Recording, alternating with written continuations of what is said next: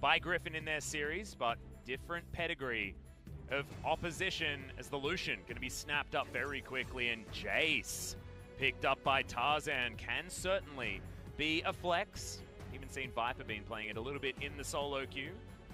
Bot lane, jungle, top lane, and mid. Four-way flex for Griffin. I don't think Lahens gets to play it, and certainly not with one hand, like a certain other support that's in this game. Yeah, so, a certain other support in this game. I wonder who it could be. Hey, Spirit's not in this game. He's weird. Yeah, that's true. But sleight of hand, without being discussed further, Alistar going to just be straight up locked as a power pick in the first round. Marta's just sick of getting banned out. Already, he's suffered 2 bans in the Tahm-Kench and the Thresh, and maybe he's just frustrated. We've seen him do this before. He did it in the Damwon series, like you called out earlier on. Call it now. Who's playing Jace? Because if you're looking based on who's played the most Jace recently, be top lane for Sword in the Kesper Cup. Yep. I think this could be jungle Jace. That's what you're feeling? Yeah. Choose a role now before. Or top. Well, thankfully the support came in. Yeah, no, I was like, oh, I better get it in before this pickup. Oh, it's Braum. Maybe that's top. Oh, no. You've gone calculated. I think the Griffin, after that victory, maybe it's time to, again, go the other way. They scaled. What about coming in for that good time in the early game? Hey. Well, we'll see what it all means. The Olaf, once again claimed by Clid. I must admit, I think you kind of I led you to that on the cast, but just being clear, I really like the Redemption rush. I think the Redemption second was very confused. Yeah, I like it. I think the order of items there was pretty peculiar because it's not like Olaf clears faster with Cinderholt. Yes, like maybe 0.1 seconds, but he already has axe spam to power through the jungle. So found that very curious, and Lahens surprisingly on Braum duty 2 games in a row. Has looked impressive though. He managed to keep down the SKT lane. Unbreakable can soak a lot of Twin Fangs as well. As I remember, this is Cassiopeia that's taken a slight hit on her miasma, but otherwise 9.2 wasn't too harsh for the Snake Lady. Lissandra banned away here by SKT. And no nerfs to Comet, and the Comet abuse is the reason you really want to be playing that Cassio. Cassio's weakest against a lot of engage, and right now Lucian and Jace, at least 2 champions that she can attempt to deal with. Jace does outrange her, and the poke is very frustrating for her in any sort of siege scenario. Kled is straight up banned by the side of Griffin. Uh-huh. Okay. We have seen it once before. Precious little Kled this season, and it's a champion that obviously a lot of people were messing with after Rift Rivals last year, where kind of led to the downfall of the LCK as a region. Kingzone Dragon Axe and the inability to deal with the pick. Yep, Rogue Warriors certainly piloting it very, very effectively when Doinbu was on the roster. Zach going to be banned away here from Tarzan. His Sejuani is available if he wants to go to it, but your inclination is that he might be playing the Jace, and we'll see what Viper is going to pick up and see whether we actually get any more information there. Again, complete spitballing, and Jace obviously has been mostly played by top lane, but something about how the air is looking right now, and a mid lane blind pick would definitely play into the Jace being flexed further. Yeah. All right. Galio locked in. Just a Galio. Galio versus Cassio is a very good farm lane for the Cassio, but obviously a roam lane potentially. And not going to be doing the Joker thing, of course, because Braum already locked in, so not heading towards the bottom side of the map. As Aurelia, fresh out of a bout with the Nerf bat, is being considered. 9 seconds to go. Faker's still been playing a lot of her, regardless. This might actually push Jace into the jungle, because side lane does evolve to the ability to take down the Jace, who's pretty squishy quite easily, and we see an Aurelia locked in. Again, we're not actually sure of any roles right now because we need another carry or solo laner to be locked in by SKT. We have jungle support and flexible Cassio Aurelia. Blue side, what will be the third choice here, and who will be playing that Aurelia, as it seems like maybe Victor Duty again for Teddy. Could be Victor Duty for Teddy, but that could also be flexed around. Where are all of these things going? Victor could be the top lane choice. Definitely a lot of different places for all of it to go. Cassiopeia, I know, has had some phenomenal success on the bottom side of the map and pairs very nicely. I would lose my mind if Shaco was locked in. Tarzan has been playing a lot of it. If he locked this in, literally would lose my mind. So I don't think we're going to see that. Nocturne is going to be the choice, so I was right, boringly enough, as the Jace is heading predictably towards the top side of the map, but Tarzan is now going to be on delivery duty of the Gargoyle. Now, where is all of this going to be going? Khan looks to be holding on to the Victor for the moment. I mean, Viper could play bot lane Galio and wave clear. True. That would be pretty outrageous, though. So this is the expected lineup here, very, very standard draft in the end by Griffin after flirting with, I'm sure, a lot of different options. And then SKT are the ones we should inspect closest. Victor into Jace can work. We saw it work from the sword side of this matchup, but this is a Jace favorite matchup in terms of priority. Aurelia always can scale well. Has been nerfed on patch 9.2. Still a little bit more about burst now that disarm has been removed, and obviously bursting Galio is usually quite a tricky thing to pull off, but they might have two lanes that can handle the side lane threat here quite well if things go swimmingly for SKT. I think all SKT fans only want one thing, and it's a very simple one: some action in the early game, some proactivity, and maybe they'll get it now with this draft. Yeah, and I'm just so excited. I mean, this does mean that if SKT go down 0-2, it will be in a blaze of glory. The Aurelia picked up despite the nerfs. The Cassiopeia let through the draft as a gamble and goes into the hands of Teddy. Double awesome dude in this matchup was not what I was expecting out of Teddy, and a much more standard draft coming in for Griffin, but not necessarily as much of that scaling power that they had the last time. Definitely still some late game options, and they team fight very, very well. However, not going to have the unkillable Scion and the hyper scaling Kai'Sa.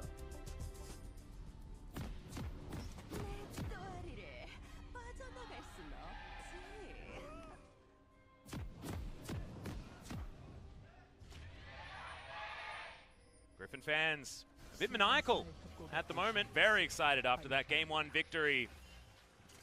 And as we reset, hopefully SKT can do exactly that, because resetting your mental moving into this series, this game, is going to be extraordinarily important for our dream team.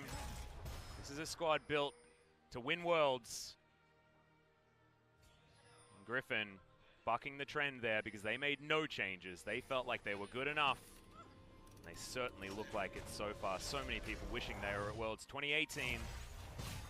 There's Faker taking a bit of a chunk there from Viper, getting his money's worth as he's taking a Doran's ring. Pop Smithy. This is my friend Rusty, his special on the Ardently blazing around on the Lucian. This is something we see on Jhin once in a while. We've seen on other AD carries, but specifically on Jhin, it's a very interesting one where there are some AP scalings on R and the W as well, and does mean your level 1 poke with the Ardent Blaze is very frustrating to see. Would love to pick the brain of Viper. Maybe I'll get a chance after the cast to reach out and ask him about Doran's Ring start on the Lucian. Gives you an extra potion, understandably, for that one, and you get the health alongside it, unlike you would if you went for a Corrupting Potion or something like that. So we'll see what Viper's able to make work here, and whether he continues down the path of the AP. Let's talk about an interesting synergy between Alistar and the Cassiopeia. Now, usually I was a big fan, and we're talking more about this in the Kesper Cup, where bot lane Cassio was running around everywhere. That's topside. Wow, so doing a lot of damage at level 1. Yeah, it does have that Corrupting Potion running, but Khan's able to even out that matchup. I love Cassio with a support that gives her a lot of control over the minion waves, something that can help her push, say, Karma, for example. We see her with Alistar, and that obviously doesn't help in terms of lane presence. Alistar does struggle. Probably the worst level 1 of any support that is currently played in the meta. However, Miasma and a Headbutt Pulverize is a combo that is very reliable on gauge, and is no counterplay to it at all, basically, given that you are grounded during that impact. So the all-in threat here, if Olaf comes in and a Miasma follows him, holy crap, is a lot of gap close and damage that goes on to the side of Viper and Lehen. So there's some very nice synergies here that haven't been explored at the pro level, with Cassio receiving permaban status for basically the entire 2019 season. Exactly, and I wonder whether that's actually going to translate into having some lane advantages here for SKT on the bottom side of the map, because lane priority is what they've picked for. The Aurelia we've seen banned, as there it is, the combo coming in from Mata, but taking a lot of damage back.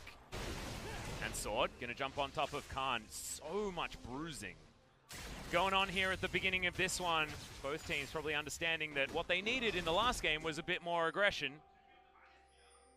And Tarzan still just going for that full clear. The jungler's pretty happy to just go camp to camp. It's another very, very deep clear of the jungle here from Clid. Takes away every one of those dots.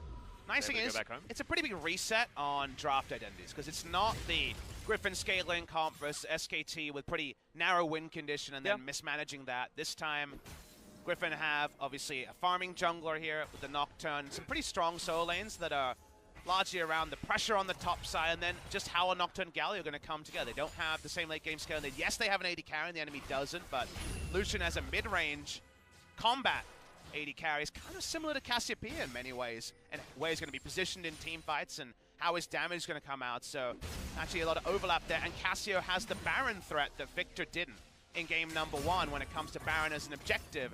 SKT have a very real chance to start that. Bot side, though. Yeah, speaking of starting things, Mata has to use that flash to get out of the way. Down to about 100 health as Viper flashes forward. The Ardent Blaze does about 1 billion damage, and they'll get the next stun. Teddy in trouble. The auto attack's coming in. Viper not going to follow up at first blood much earlier, 24 minutes earlier than game 1. And Mata doesn't expect it because it was 2 points in the Ardent Blaze. He might actually be going AP Lucian. He's definitely going multiple points in the ability. Oh, well, I mean, I've seen it work personally, but it's in a normal game on the Oceanic server, Papa Smithy. I wasn't expecting it here in the LCK, but we saw Jarvan yesterday. Maybe we're going to see more. No points in Q on this all-in. Remember that now. It's E, 1 point, W, 2 points. Watch the damage here on the Ardent Blaze. He has 50 AP at the end. Slides in, they pop in, and that's all about just base damage, of course. And then W, double auto. That is an interesting way, and a lot of that might actually be mind games and less about it, because people always wait for the Q when they think about things like Flash and how to outplay. He actually didn't have Q skilled during that all-in. That was the outplay, not skilling the Q. As Viper goes back, I think he actually has a point in it now. I'm not too mistaken. He played to his item spike. He's got the Bilge Water now. Probably the normal Sea will Rain, but that is a different way to pick up first blood on Lucian. Pray for Gunblades. Pray for Hextech Gunblades, guys. Pray for SK Telecom T1, as that's the 11th straight kill with no response, although Faker. Yeah, level 6 has been hit here in the mid lane. That's the Justice Punch from Chovy. The Ignite goes down, though, as I wasn't expecting Faker to throw that one in there. Now going to get some lane priority, but things very even when it comes to the farm. Looking to go back home, Chovy has the teleport, and he weathered the level 6 storm that Aurelia can throw out. Be some interesting item break points here. While I love Jace in the lane phase against Victor, when Victor hits kind of 3 items, including an Iceborne Gauntlet, can take Jace in the side lane in some trades. Aurelia can take Jace in the side, and probably less reliably now that Disarm is removed as a mechanic, but there's always going to be outplay potential with an Aurelia. There's definitely a future where Jace feels a bit marooned and wants to start sieging and grouping rather than hitting the side lane. So it's nice to see Faker on a champion with the agency of solo kill potential, previously largely been on the Urgot duty this season, and of course we remember the Lysandra and Kesper Cup and the Galio from the last couple of years. So it's a bit of a different look for Faker. Must admit, the Corki didn't really pass the eye test. I think that was more of a composition thing where around him the chess pieces probably didn't fit as well as SKT might have first considered. He certainly did a lot of damage in that game, but you're right, the team fights didn't necessarily look like they were ever going to work. So far, it's not unsalvageable, and the Brambleback is now going to get pulled out. Tarzan, in full vision of SKT, level is looking 6 to as come well. in. Faker's down here as well, though. Spell Shield comes down. Tarzan with the paranoia steals away his own red buff, and oh, that's an overstep. The flash out, the flash in with the taunt, double kill! Instantly for Chovy, and Faker is going to burn down to the red buff. Teddy in trouble, wants to get one back, has to flash, as the Ardent Blaze is so scary from Viper. It's 5-0, they're 3,000 gold up already. Another kill on the 2v2 happens against Teddy and Mata. They're going to get some turret plays, Lehens doesn't go down. A real big mistake from Khan, you'll see in the replay there. Cements 3 kills on the top side. We might be in silly series already. Yep, it's feeling like it. 2 turret plates falling on the bottom side of the map. And that Chovy countdown is getting so real to hitting the 100 KDA. 201 now, so jot on an extra 3, 93 Pause KDA. it now. Tarzan maybe level 6. There's 3 members SKT, no response. The ult comes in, no combo happens, but watch for the mistake here. Khan gets the stun down and walks back into the brush with no vision. He can't do any damage, he can't see the enemy. That means all 3 are overextended on the way out. Chovy sees a moment, gets 3 assists. That's 93 KDA, by the way, and bot lane Mata, well, the blind pick Alistair looking a bit sad. Yeah, exactly. Lehens having to limp out of the way, but that just gives Viper all of the ability to make sure that Teddy can't step further. Oh man, things going to hell in a handbasket. As Griffin continue their push in every single lane. It is just dominance now. Oh, he's maxing W. It's happening. I want it to be the Gunblade. There's still the opportunity. This still could be Hybrid Lucian. If it's 15-0, isn't it a mistake not to go the Gunblade? It's mid lane. Yeah, I think so, as Faker's just taking way too much damage here. Tarzan, going to respect him, gets himself out, but that means that Faker has to go home, and he took teleport. He's not going to be back there for a while. Atlas, has there ever been a perfect series? I want to say no, in terms of no deaths on a team in a best-of-3. I don't know. I've never seen one. I've never seen it back-to-back. And you and I have watched just the most games of League of Legends. We have certainly experienced a lot of League of Legends video games. That is entirely true. 9 minutes into game number 2. Questions in the Griffin SKT series I did not expect to be asking. Well, I mean, I think a lot of us did expect something like this, though, Papa. It's not a lot of surprise people on the internet right now as Sword taking a lot of damage back here. No flash. Khan looking to try and get rid of that perfect series, but Sword keeps himself alive with just over 100 health. Drake being taken at the same time. That confirms, of course, that Khan would have had no one to try to take him down. That was incomplete information to him. He had to go respectful in the build. No Hex Core upgrade. I wonder if there would have been a kill there if there was a Death Ray. But needs, of course, the armor. Confirming that he is going to be going for the AP build on the top side of the map as well. Seeing, like you say, the Iceborne Gauntlet being a little bit out of favor the last couple of weeks here in the LCK. A lot of AP builds have been sort of everywhere. Faker still dashing around, has to prep these minions a lot more now that that Q has been nerfed. Certainly the biggest one for Aurelia players. Didn't notice the extra damage all that much, but doesn't kick in really until level 11, where the scaling is much higher on the Vanguard's edge as far as base damage. Faker tends towards the top side. You'll notice on the minimap, all the wards placed by Griffin are bot side wards to herald a turret dive. Summon a spell down on Teddy, so it's actually so hard to lane as Cassiopeia when you have enemy Galio who has control ward vision bot side. That means if you're new to competitive play, that the Galio should be able to roam bot side pretty freely. Here's a top side. Yeah, there's the Paranoia. Gravity Field's a pretty good one, but the Terrify comes in and Tarzan just eats the Victor, and all the turret plates fall on the bottom side of the map. No teleport to come in from the Victor. Sword has his, and Teddy's going to step up, but what can he actually do here? He saves the turret for the moment, but how much has he really? Because that turret is about to go down, and all the turrets, all the plates have already been taken off. A lot of ands every time we mention a good moment with Griffin. This happens, and this other good thing happens, and that should never happen. It's all about trading sides of the map, not getting something on both sides. Yeah, this is a cake and eat it 2 game, Papa Smithy, and that is not what any of us were expecting from this. And I thought it was going to be a 2-0 for Griffin, don't get me wrong, but I didn't know it was going to be an experience this bad for SKT. I think we all dared to dream, Atlas. I think the correct prediction was 2-0 Griffin based on what we've seen, but based on the maximum of SKT's individual members, of course they can contend. Absolutely. In a best of 3. Seeing those come together in a series has been thin and fast, and not since 2015 summer, my first split with the LCK, has there been a team hilariously ahead of the pack. Griffin look on another level to Korean teams, and right now, anyone who says that Korea is looking weak overall has a viable argument. What is the counterexample apart from Griffin being so noticeably better than anyone else we have? Well, let's see what Sandbox can do on Saturday, Papa Smithy. That's the only thing. They remain undefeated.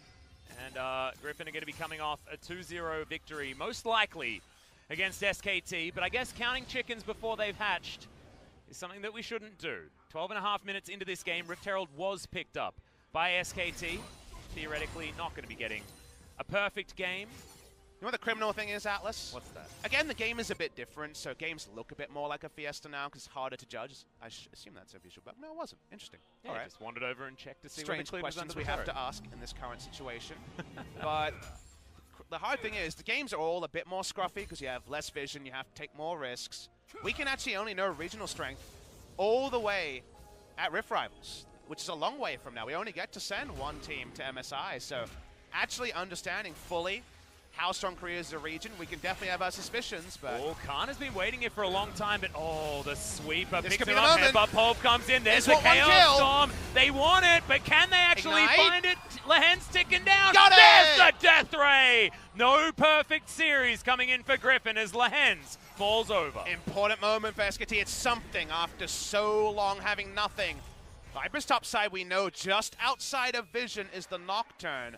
Toby joining as well. Are we going to go for this all-in 3v4? Well, 13.5 minutes means that some turret plates We're actually going. go as there's the paranoia. It's on Namada Heroes. Entrance comes in for Tarzan. Had already soloed out the cow. They're looking for more. Teddy goes down. The Olaf follows instantly, and Griffin punished about as hard as you can. And that's Griffin. The punishment is huge. 6 kill involvements now. That's 96 coming in. Oh, man. For the Galio, 4 more kill involvements with no death, and the first ever 100 KDA player. All Faker can do is push through mid lane. Really nice execution from Griffin. Let's have a look at it again as Khan, pretty happy that he managed to get 1 kill, but that happiness was very fleeting. And at the end, you just have to use summoners you hate to see. You have to flash ignite, flash E to kill the damn one person, and then suddenly you don't have a lot of tools to deal with this. Nope. And Chovy, thankfully, managed to get a proto belt onto a couple of people in order to get those assists. It was mostly Tarzan as sword, taking some damage underneath this turret, trying to turn it onto Faker, who dashes around and is going to secure it. Second kill for SKT in the series. Goes down to that god of the mid lane. See whether he can use that in order to push further forward. Trinity Force is going to be very close, but has to buy a stopwatch on this back. Gonna watch the replay here. This is all about the brush count. There's a nice roam down. Didn't see the map movement here, but well played by Faker and Khan. Again, side lane on Jace is a place where Griffin's comp on paper is vulnerable, but actually now, with a 7,000 gold lead, making this game about people taking down Jace in the side lane is hard, because Jace can just group, and SKT are a very mid-range team. Their wave clear is Melee or Victor and Cassio poking waves, so tricky for them to actually accentuate the potential skirmishing advantage of an Aurelia over Jace, and easy for Griffin to try to get over that hump. Well, speaking of getting over the humps, Tarzan, as far as getting past that level 6 mark, he did it with about as much aplomb as you possibly can. Guardian Angel now completed, 3-0 and 3 on the Nocturne, and he is so scary. We saw that demonstrated already as he soloed out his target. After the paranoia, it was Martyr, so not necessarily the most difficult to take down after the Unbreakable Will, but feels like whenever he presses R, there is a gargoyle coming down on top of him, and the kills just rain. Yeah, Olaf, a jungler who is so supremely strong from ahead, but struggles from behind. Gone Cinderhulk again, so no redemption to help with skirmishes, but probably too late. At the 16-minute mark for that to be important, we'll be working on it as a second item. Anyway, SKT have control topside, but there's no objective there, so it's control wards that really don't mean anything. How the game is currently being played, no turret for Sword to overextend for, so he can just back away. The scary thing about having control topside is it feels like SKT have done it just to make up for the fact that their turret was taken already. 2 picked up by Griffin before that 20-minute mark. And yes, there was a charge from Shelly. That was why they put all that vision in there. She wasn't able to take down that top outer turret. Continue. And they're just continuing to struggle. And this lead is only growing bigger. 8,000 is what it's ticked to already. As yes, they've got a lot of damage and a lot of power and a lot of power picks here in this draft with the Olaf and especially the Cassiopeia. This is nerfed Aurelia, a different one is cleared now, potentially caught out of position. Faker trying to help him. Tarzan in there with his GA. 2-level target lead. They want to go for. 2-level lead for the Nocturne, and remember jungle experience is down about 25 to 30% on this patch, so coming back without actually getting some skirmishes going, going to be tricky for the Olaf. Just pings level 10, so keeping it a bit more manageable. But already, seems like you want to shirk skirmishes as Olaf versus Nocturne. That already, just on paper, sounds real bad. The Jace is grouping, like we mentioned. Galio is picking up minions in the bot lane. Victor's gone for a supremely defensive build. I don't know if I agree with going full Zhonya's. Yes, it means that Nocturne and Galio are less likely to roam to your lane, but you don't have mana sustain here. You have an E upgrade and really not much else. So this is kind of a team fighting Victor build, and right now actually simulating a team fight when Aurelia is much more instant in hitting the side lane is going to be tricky to do. Yeah, I feel like no one wants to simulate a team fight against Griffin. As far as those simulations are concerned, the ones that you win, that number would not be high. I wonder whether anyone can actually make a program of the Griffin team fight probability, because I imagine it would be pretty hard to have a positive win rate against it. Lahen's coming on down to check some vision. Good dodge there from Clid. Uses the Predator to get himself out of the way. And you see why Griffin are the team who say, yeah, we're not interested in banning Cassiopeia on the red side. so much of the value is in the flex, and right now we're just not convinced in 2 games of Teddy away from what has been SKT's most reliable weapon. They've been so good at playing around Ezreal and these other carries in the bot lane. Now he's on the Cassie, which is a bit different, and even if he's put in 50 games, let's say, which is a lot to put in terms of practice, has he put in 500 games? No, it's just not viable given that the champion is, you know, a month and a half in terms of the bot lane in stature, and you just feel like things aren't as strong. They could never get that all in. The Miasma into headbutt pulverized. The bot lane was ruled by the 2 points in W on the Lucian very, very early, and the shoe on the other foot is just not suiting SKT.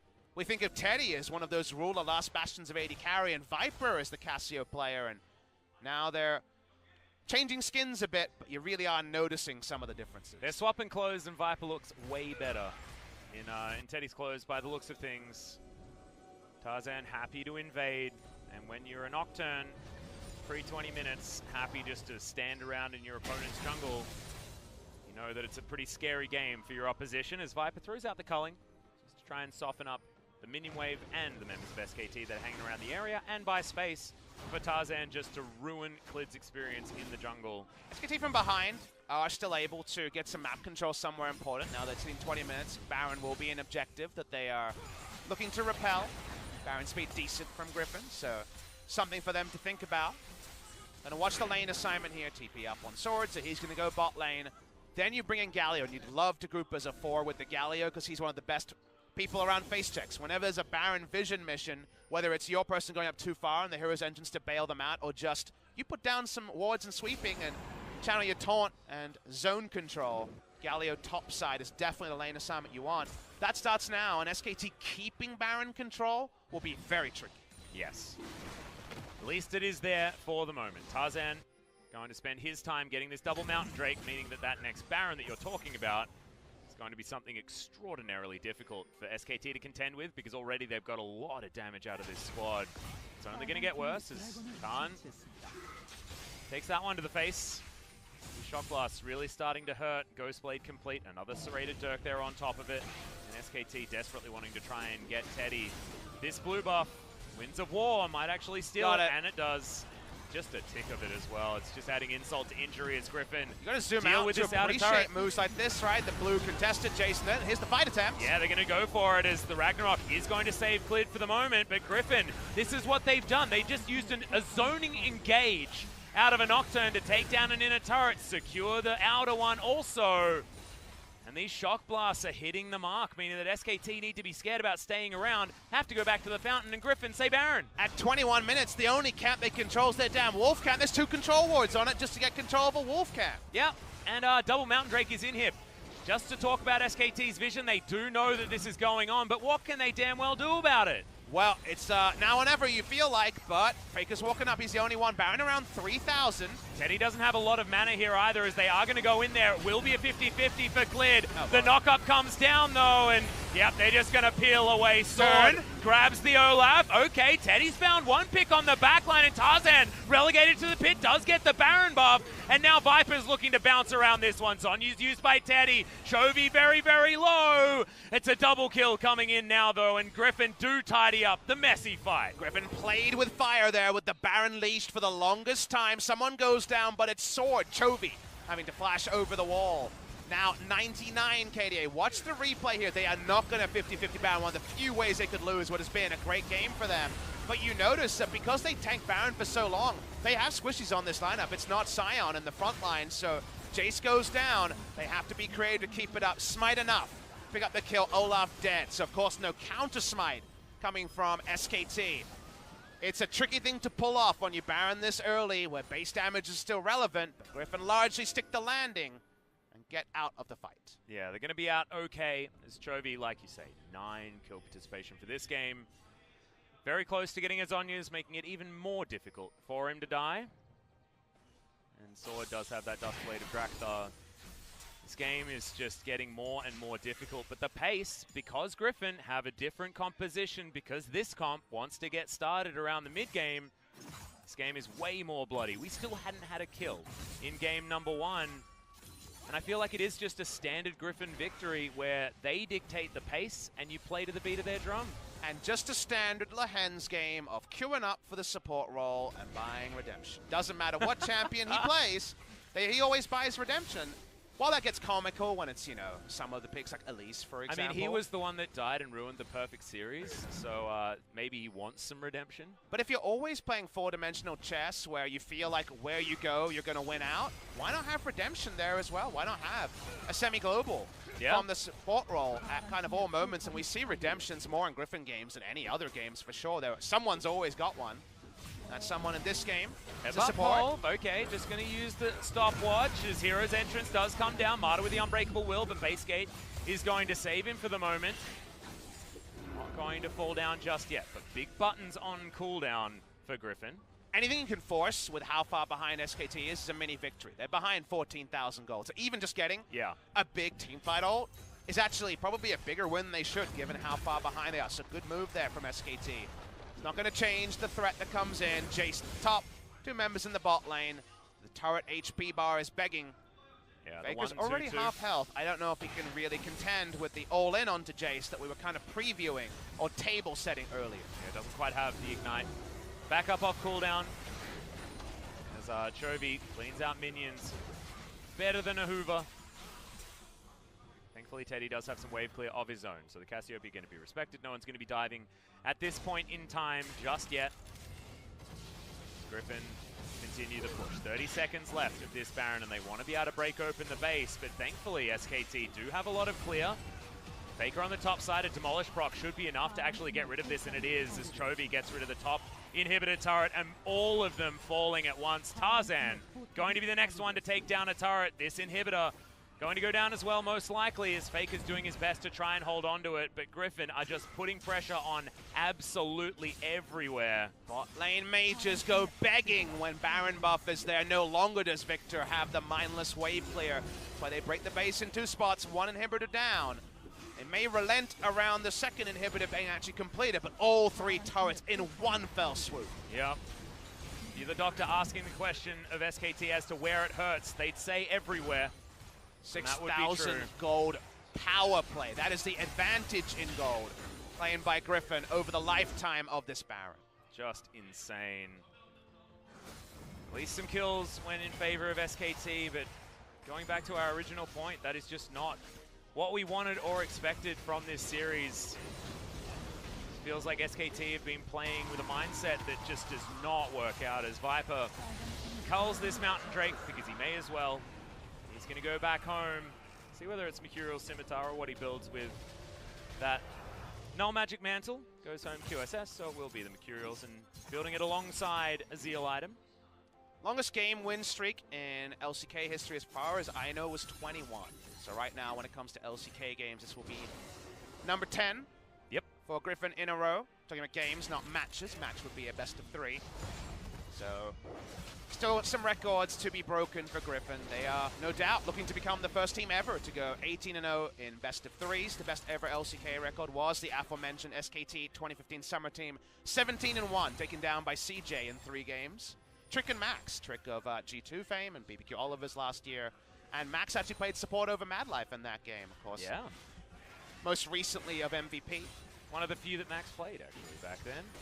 They actually subbed those players out after beating SKT in their undefeated season. It was really weird. Yeah. Thankfully, Max got his time in the sun.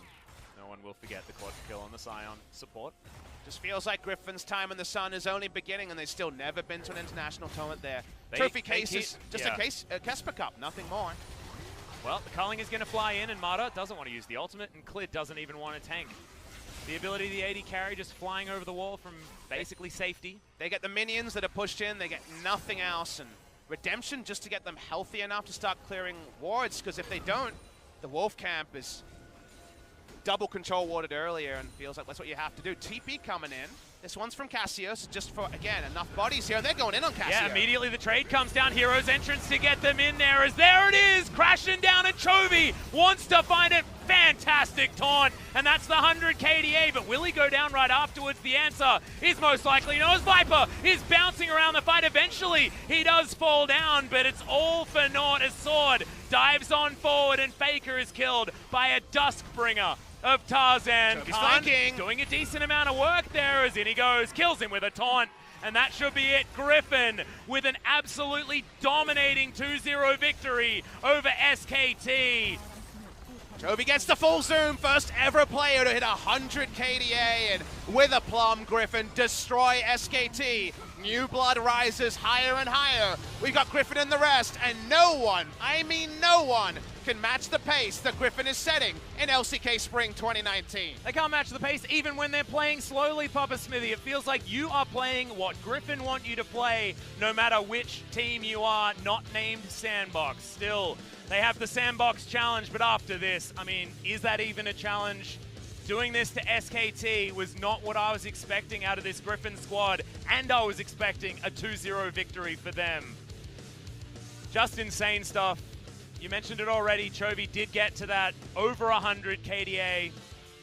Wasn't 100, he hit it at the very beginning of that particular team fight. He made Galio look like he hadn't been nerfed at all in that game. And we dared to dream, Atlas, we dared to dream that this would be there next to the first Telecom war 2 years ago that everyone remembers, a 3-game nail-biter. Yeah. It was the opposite. It was another one of these Griffin stomps, and it didn't even take a close game 1 into game 2. And normally Griffin don't hit their straps until game 2. It was 10-0 in kill score in game number 1, bloodless for 28 minutes, but we just really felt the gulf between these two teams, the gulf between Griffin and everyone else, and Sandbox deserved their shout-out. They are 5-0. It will be 5-0 versus 5-0, but there's 5-0, and there's how Griffin have gotten to their 5-0 stat line. The fact that they are impeccable on the way. Chovy dying once in 10 games of competitive League of Legends, and the eye test is something that cannot lie, and the eye test says it's Griffin and the rest. Yep, feels like Griffin is absolutely far and away the best team in the LCK. What that means for the rest of the world is the question that we'll have to wait in order to get an answer to.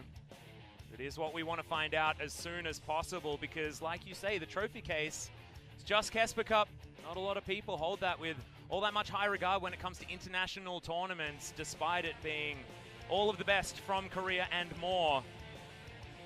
But Griffin, man, I can't see anyone holding a candle to this team. Only SKT has ever been a team that really makes League of Legends look like a one-team game. They did it on the world stage, and Griffin has not done that.